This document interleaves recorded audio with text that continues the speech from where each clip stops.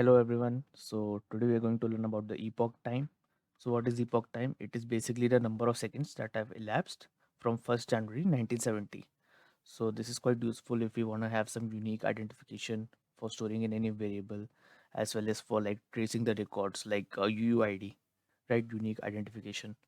So that's why this is quite helpful from my perspective. And how to use it in Golang? Let's see that. So we just need to import the time package as it's visible, and then we just we need to initialize the time now, because from January 1st 1970 till what time, so that means the current time.